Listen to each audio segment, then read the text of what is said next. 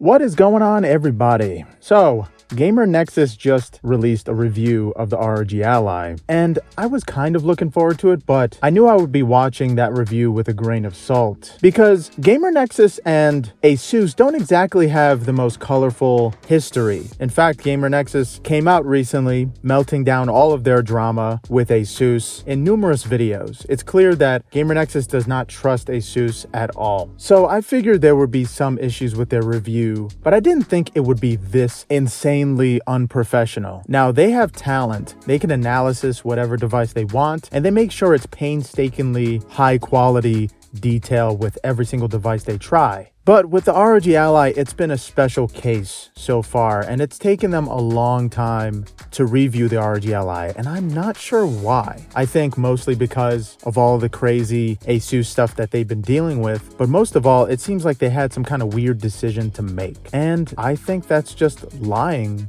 to everyone. Now, I'm not talking about lying about the actual review and the numbers. They most likely got those numbers 100% correct, or near 100% correct. But by the end of the review, Gamer Nexus, or Steve, I guess, said that one part of the ROG Ally was actually faulty and they knew about it from the start. So I basically watched a freaking 44-minute video just to realize that their review wasn't valid at all. Now, there have been smaller channels that, for the most part, if they run into any technical issues, they will probably and most likely RMA their device, and it won't go towards the entire review. Now, if I were to get my ROG Ally and I notice that there's a part that doesn't really work that well, that has a lot to do with the device, like the SD card reader, and I know there are problems with the SD card reader, but it seems like, different from Gamer Nexus and everybody else, just initially didn't work at all. And Asus openly said that if you are experiencing those issues with their SD card reader, then you would most likely need to RMA it, report the problem so they can fix it and bring the system back to you or give you a working unit. Now, Gamer Nexus did not do this. Instead, they openly said in the video that they are not willing to RMA it. In fact, they may never RMA it, because I don't quote them, but it seems like they don't care about the ROG Ally and they don't care about Asus. So why review a product for a device and a company you do not care about? Well, it's to just get back at them. And it just seems like it's some kind of petty thing, because while seeing the review, it's clear that Steve just doesn't give a shit about the ROG Ally at all. And I could care less about the ROG Ally, and if he talks crap about it, it's a device. It doesn't have any feelings or soul or anything like that. It's the fact that they would just take their professionalism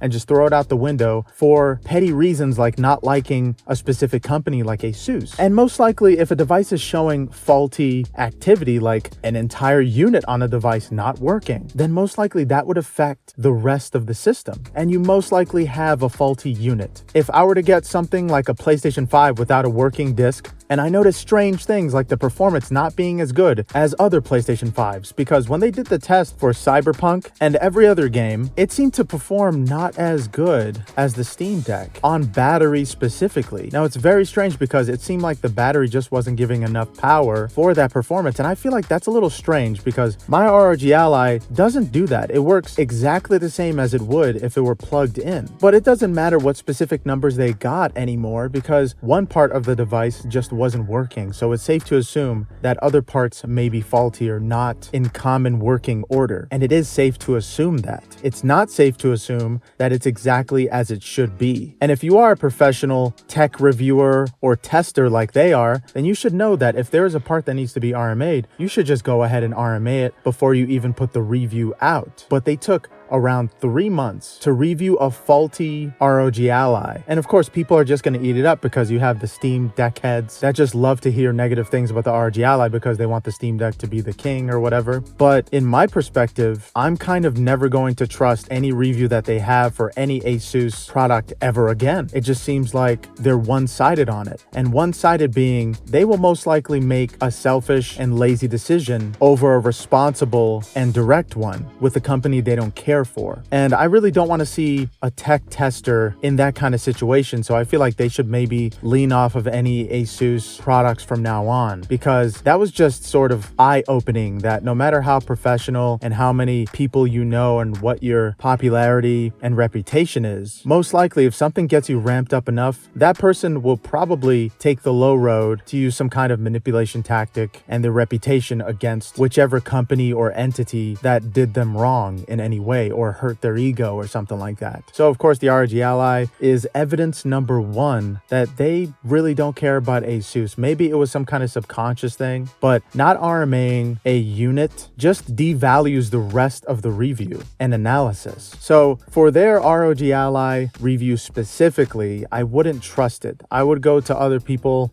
like ETA Prime, and in this case, even Linus Tech Tips, because there is a certain amount of positivity that you need with the first generation unit. Let's say if Xbox 360 came out today and the red ring of death was happening with everyone. I managed to get the red ring of death twice. Imagine how the internet would react to that. They would pretty much exterminate Microsoft for their red ring of death issue. But of course, there wasn't any kind of issue like that because it is a gaming system. It will get better in time, and we know that. A gaming system isn't like some kind of work computer that you're only going to touch once or twice a week. It's something that you're going to vigorously use over and over the course of just a week alone. So of course there's going to be some kind of faultiness with first generation versions of that particular gaming device, like the first Xbox 360. Now, even though there are a lot of handheld PCs, the ROG Ally is one of the first handheld PCs to be sold in the mainstream market, and you could just walk into a store and get it. It is one of the first of its kind in that aspect. So I think treating it like some other random device that comes out every single day, like an iPhone 16, 17,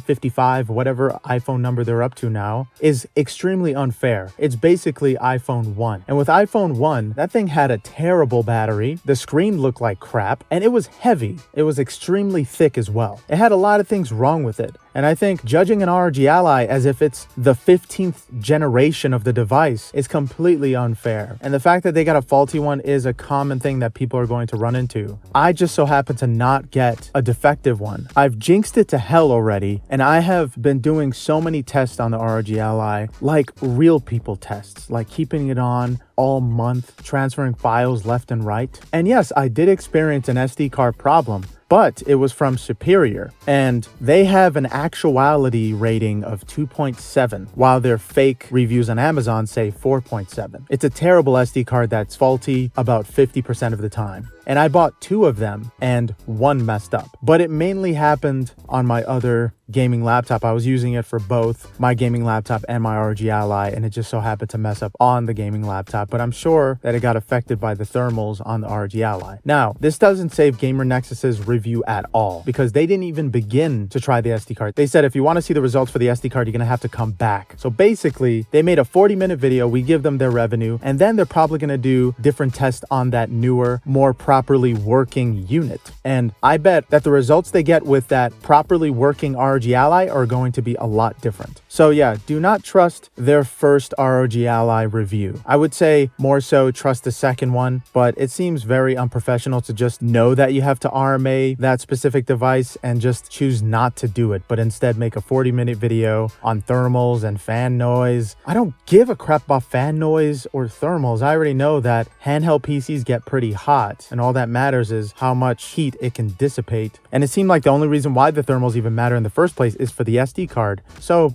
basically, their review is just misleading and kind of a waste of time. But yeah, that's all I gotta say. I was just a little annoyed that they're willing to say on camera that they're probably not willing to RMA the device, and they knew it needed to be RMA'd from the start. So they chose to waste everybody's time. I think those thermal results were just to amp up Steam Deck heads and to get views from Steam Deck fans everywhere. So they can say, oh, I knew Steam Deck was better, blah, blah, blah. It's really just clickbait and nothing else. I think this video is less clickbait than their video. They did a lot of work for no reason. But yeah, thank you guys so much for watching, and I hope you have a good one.